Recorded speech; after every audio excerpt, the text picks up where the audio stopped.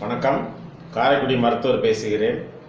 அதாவது எங்களது சேனல் வந்து அறிவோம் அப்படின்னு தமிழில் இருக்கும். அறி ஒரு சின்ன கேபிட்டு ஓம் அப்படின்னு தமிழில் இருக்கும். மருத்துவம் தொடர்பான எந்த சந்தேகம் எழுந்தாலும் சரி அதை சர்ச் பண்ணுங்கள். உங்களுக்கு தேவையான சந்தேகம் கிடைக்கும் என்று நம்புகிறேன். அவ்வாறு கிடைக்காவிட்டால் கூட அந்த திரையில் தெரியக்கூடிய எண்ணுக்கு நீங்கள் ஃபோன் செய்து சந்தேகங்களை தீர்த்து கொள்ளலாம்.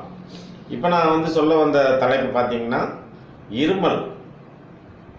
அதாவது இருமலை பற்றி சொல்லல, எங்கள் அப்பா வந்து ஓயாமல் சொல்லுவார், இருமலுக்கு வந்து மருந்து நீ ஏன் முடிவு பண்ணுற, அந்த இருமல் வந்து கேட்கும், இன்னும் மருந்து கொடுன்னு இருமல் கேட்கும், அதை கவனி, பேஷண்ட்டை இருமல் விட்டு அதை கவனி, அதுவே மருந்து சொல்லும், மருந்து அதுவே கேட்கும் அப்படிம்பார். அதாவது அந்த இருமலே எங்களுக்கு வந்து எல்லா தகவலும் சொல்லிடும். அதில் வகைகளை பார்த்தீங்கன்னா சளி வந்து முறிஞ்சிருச்சா இல்லையா அப்படின்னு சொல்லுவோம்.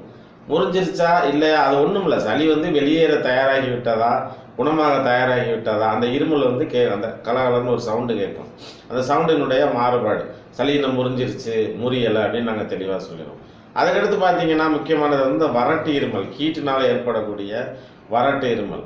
சில பேர் பார்த்தீங்கன்னா காய்ச்சல்னாலும் சரி, வேறு ஏதாவது சும்மா சளி பிடிச்சாலும் சரி, அதை தும்மினாலும் சரி உடனே குளிக்கிறது இல்லை, குளிக்கிறத வந்து தள்ளி போட்டுறது. அது மாதிரி பண்ணாதீங்க. குளிக்கிறத வந்து தள்ளி போகிறதுனால என்ன நடக்குது அப்படின்னா ஹீட் ஏறி இருமல் வந்து அதிகமாக வரும். அதனால் அந்த ஹீட் இருமல் அதாவது சொல்லிடும், அந்த இருமலே சொல்லும், இந்த இருமலினுடைய வகைகள் இந்த ஹீட் வருது. அதுக்கடுத்து பார்த்தீங்கன்னா குழந்தைக்கு இந்த கக்குவான இருமல் வந்து ஓரளவு இப்போ கட்டுக்குள்ளே இருக்கிறது அரசினுடைய முயற்சியாக. முன்னாடியெல்லாம் பார்த்தீங்கன்னா குழந்தைங்க கக்குவான இருமல்னால ரொம்ப கஷ்டப்படுவாங்க. கக்குவான இருமல் அப்படின்னா என்ன அப்படின்னு பார்த்தீங்கன்னா, குழந்தைங்க வந்து விடாமல் இருமாங்க, வூப்பிங் காஃப் அப்படிம்பாங்க. விடாமல் ஒரு 5 இருமல் 10 இருமல் இருமுவாங்க. இருமலோட முடிவில் சாப்பிட்டதெல்லாம் வாந்தி எடுத்துருவாங்க. அதான் கக்குவாய் இருமல். இருமலோட முடிவில் ஒரு 5 இருமல் 6 இருமல் 8ஆவது முடிவில் அப்படியே குவக்குன்னு சாப்பிட்டது பூரா கக்கிட்டு தான் விடுவாங்க. அது ஒரு டைப் இருமல். அதுக்கெல்லாம் வந்து பார்த்தீங்கன்னா ரொம்ப அருமையான மருத்துவம் ஹோமியோபதினே இருக்கிறது. நாங்கள் வந்து ரொம்ப சிறப்பான வைத்தியம் பார்ப்போம். அதுக்கு வந்து எங்கேருந்தெல்லாம் தேடி வருவாங்க கக்குவான் இருமலுக்கு. இப்போ வந்து அது வந்து ஓரளவு கட்டுக்குள்ளே இருக்குது. அதற்கு அடுத்தபடியாக பார்த்தீங்கன்னா இந்த சீசன் இருமல். சீசன் இருமல்ங்கிற செய்தி வந்து அநேகமாக வந்து நாங்கள் மட்டும்தான் அந்த தகவல் சொல்லுவோம்னு நினைக்கிறேன். அதாவது இருமும் பொழுது ஒரு சீசனுக்கு பார்த்தீங்கன்னா இந்த பொட்டு வலிக்கும். இதே வந்து அடுத்த வருஷம் பார்த்தீங்கன்னா இருமலுக்கு வந்து தொண்டை வலிக்கும், நெஞ்சு வலிக்கும். இப்போ தொண்டை வலிச்சு நெஞ்சு வலிச்சா ஒரு மருந்து, இருமும்போது கரெக்டாக பொட்டு மட்டும் வலிக்கும், அது ஒரு டைப் மருந்து. அது மருந்து அந்த இருமலுடைய சிம்டம்ஸ் வச்சு முடிவு பண்ணுறது, அது சீசன் இருமல் அப்படின்னு சொல்லுவோம். அதுக்கடுத்து பார்த்தீங்கன்னா ஒருத்தர் இருமையிலேயே உங்களுக்கு வந்து வீசிங் இருக்குது, அவர் வந்து ஒரு வீசிங் நோயாளி இல்லை சாதாரண இருமல் தாங்கிறத கண்டுபிடிச்சிடலாம். இருமலுடைய அந்த சத்தமே வந்து எங்களுக்கு அழகாக தகவல் சொல்லும், இது வந்து வீசிங், இந்த நோயாளி வந்து ஆஸ்மா நோயாளி அப்படிங்கிறது தெளிவாக சொல்லும். சரி, ஆஸ்மா டிபி. ஆஸ்மாவுக்கு டிபிக்கு என்ன வித்தியாசம்னா, ஆஸ்மா வந்து தங்கச்சின்னா டிபி அக்கா அப்படி வச்சுக்கலாம். டிபி சிம்டம்ஸ் ஒருத்தருக்கு இருக்குங்கிறத ரொம்ப எளிமையாக கண்டுபிடிச்சிடலாம். அந்த டெஸ்ட் எதுவுமே தேவையில்லை. ஒருத்தர் காலையில் எந்திரிச்ச உடனே கண்டிப்பாக வந்து ஒரு 3 இருமலாவது எந்திரிச்சோடனே வேலையாக இருமும்.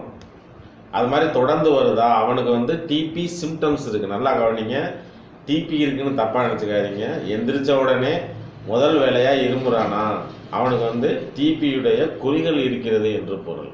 அப்புறம் குழந்தைகளுக்கு பார்த்தீங்கன்னா கண்டுபிடிச்சிடலாம், கழுத்தில் இந்த சைடு இந்த கடலை இருக்கும், அதுக்கு பேரே டிபி கிளான்ஸ்ன்னு தான் சொல்லலாம். அந்த மாதிரி இருக்கவங்களுக்கு ஓயாமல் இருமும் சளி பிடிக்கிறது. ஆக இந்த இருமலினுடைய வகைகள் எந்த வகையாக இருந்தாலும் சரி, அது வறட்டு இருமலாக இருந்தாலும் சரி, கக்குவான் இருமலாக இருந்தாலும் சரி, டிபி இருமலாக இருந்தாலும் சரி, ஆஸ்மா இருமலாக இருந்தாலும் சரி, வேற தூசி, அடுத்து இன்னொரு இருமையில கரெக்டாக எங்களுக்கு தகவல் சொல்லுவோம். தூசி வந்து சில பேருக்கு ஒத்துக்காது, டஸ்ட் அலர்ஜி. அந்த டஸ்ட் வேலை பார்த்ததுனால வரக்கூடிய இருமல் பார்த்தீங்கன்னா அவங்க இருமையில டக்குன்னு சொல்லுது, இது வந்து தூசினால தான், இன்னைக்கு நீங்கள் ஒற்றை அடிச்சிங்களா அப்படிங்கிறது தெளிவாக கேட்டுரும். அது மாதிரி எந்த வகையான இருமலாக இருந்தாலும் சரி, மிக எளிமையாக பத்தியம் இல்லாமல் மிக அருமையாக நீங்கள் ஆச்சரியப்படக்கூடிய அளவுக்கு எங்களால் கண்டிப்பாக குணம் செய்து தர முடியும். நாங்கள் சொல்லக்கூடிய விஷயங்களை பிடிச்சிருந்தா எங்கள் சேனலை லைக் பண்ணுங்கள், ஷேர் பண்ணுங்கள், சப்ஸ்கிரைப் பண்ணுங்கள். நன்றி, வணக்கம்.